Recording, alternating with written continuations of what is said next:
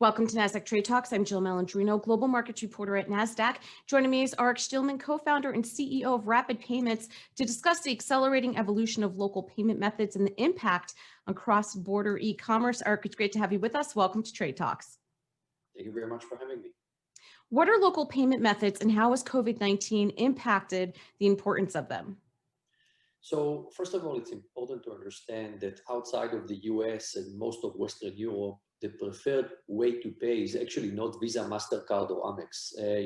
The world is a very big place, and a lot of different countries have their own payment methods. From China with local wallets like Alipay and WeChat, to Kenya with their own mobile money called M-Pesa, to cash payments in Brazil that are called Boleto. Everywhere in the world, you will see in every country multiple payment methods that are actually the preferred way to pay of the consumer. And basically, when a company goes into a market, which is, let's say, a local market, they need to start adopting their payment method acceptance and support more local payment methods.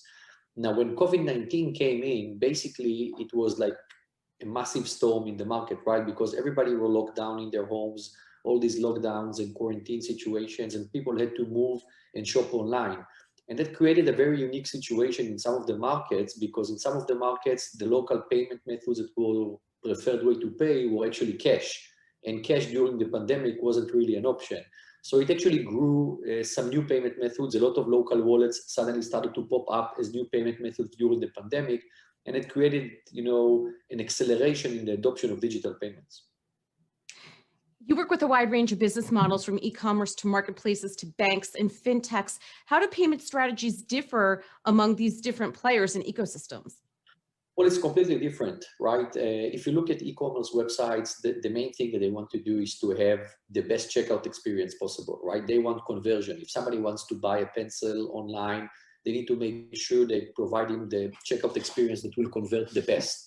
While when you look at the marketplace situation, the marketplaces are in a much more complicated situation, because the entire financial transaction there is much more than the checkout page of the consumer, because of the regulatory aspects of basically having sellers on top of a platform, and they actually need a type of an account, which is like a bank account to store their money and to disperse the funds.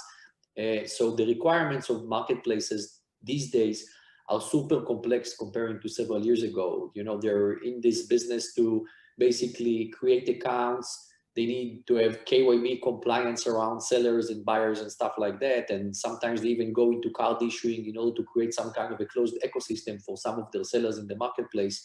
So it's a completely different type of requirements comparing to this e-commerce. I want the best checkout experience possible. What does the future hold for cash payments? Have consumers permanently moved on, or do you think this is a temporary shift in behavior? No, it's a temporary shift in behavior. We see it, by the way, we operate today in 105 countries across the globe, including some of very cash-heavy countries like in Latin America and in Asia Pacific.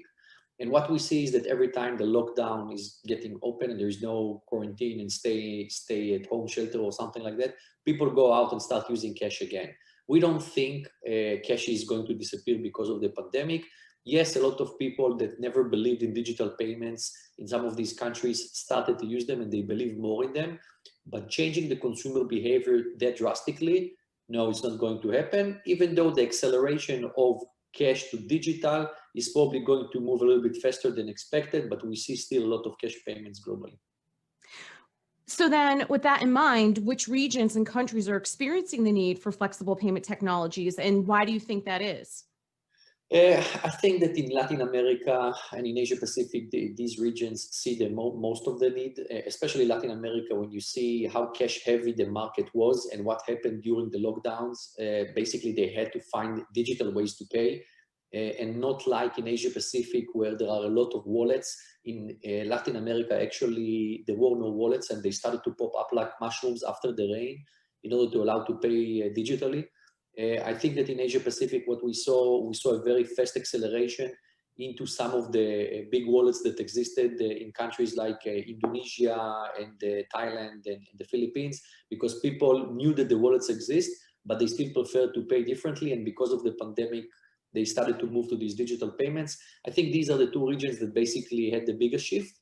In the other regions, they're more card heavy, and basically, card was always the preferred way to pay.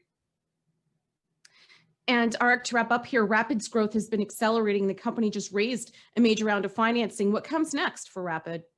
So we are looking into a couple of big M&As that are going to happen during the first part of 2021. And we're going to continue and grow our business, especially our self-service business, which is basically allowing merchants to go online and open a Rapyd account and start transacting with us globally in a matter of 5 minutes versus going through manual processes of onboarding like with the competitors. So we're going to see a massive growth. The plan is to go another 300% growth, 3x growth in revenue and TPV this year. Together with the M&A, we expect to cross the $150 million in revenue range easily. So it's going to be a very impressive year for us. All right. Well, we look forward to having you back to hear all about the new news. Thanks so much, Arik, for joining us on Trade Talks, and thanks for joining me. I'm Jill Malandrino, Global Markets Reporter at Nasdaq. Thank you very much for having me.